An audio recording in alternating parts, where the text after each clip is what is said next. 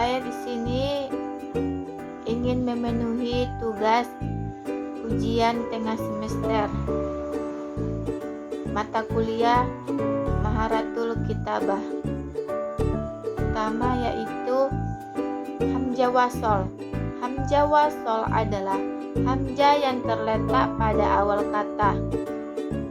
Hukum membacanya dilafalkan apabila terletak pada awal dan tidak dibaca ketika terletak sesudah suatu kalimat. Dan hamzah wasol itu fi'il amar yang ada di tengah kalimat. Contoh hamzah wasol. Contoh hamzah wasol yaitu ar-rajul, ad-darbu, al-kitabu, ismun, abnun, abnatun, asnani, asnatani, amro'atu, amru'u, abnani, abro'atani, abro'ani,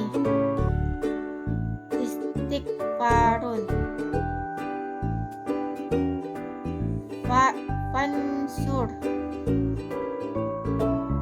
Fansur ini contoh hamzah ketika ada kata sebelumnya jika tidak dibaca atau tidak dianggap ada. Hamzah wasol bisa disebut juga hamzah yang masih tetap ketika berada di permulaan dan digugurkan ketika berada di tengah kalimat.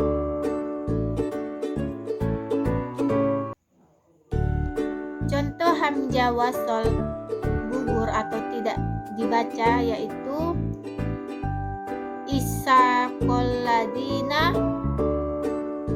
wahdina, wal kitabi.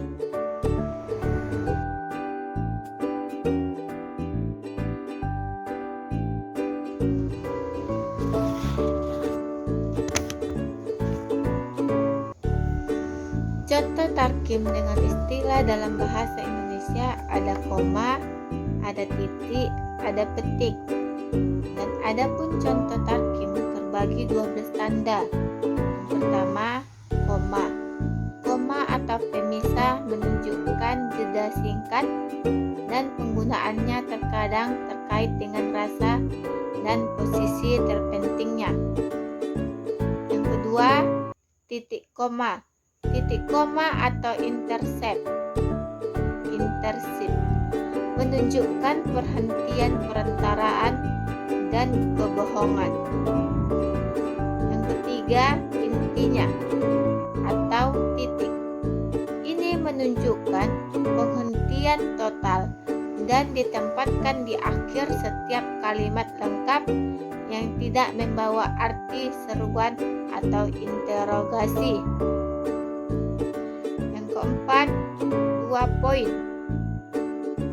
Mereka menunjukkan penghentian perantaraan dan ditempatkan. Yang kelima, 3 periode atau elips.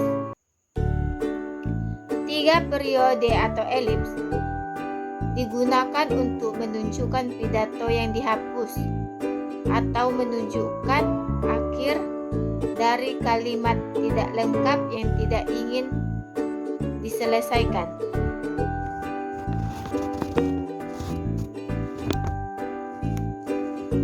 Yang keenam, tanda tanya.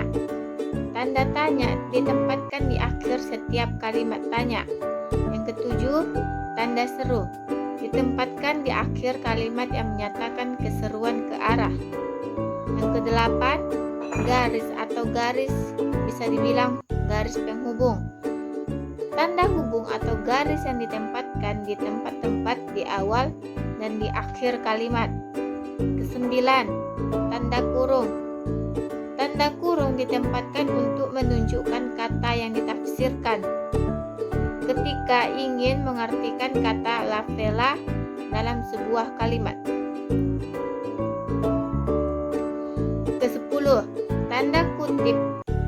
ganda atau tanda kutip digunakan untuk mentransfer kalimat dalam teksnya tanpa perubahan arah. 11. Tanda kurung siku. Tanda kurung siku digunakan untuk membatasi perkataan penulis saat dalam proses penyampaian kata-kata kepada orang lain dengan teks. 12. Busur bunga. Busur bunga digunakan untuk membatasi ayat-ayat Al-Quran. Demikianlah isi jawaban UTS saya. Mohon maaf jika terdapat kesalahan. Wassalamualaikum warahmatullahi wabarakatuh.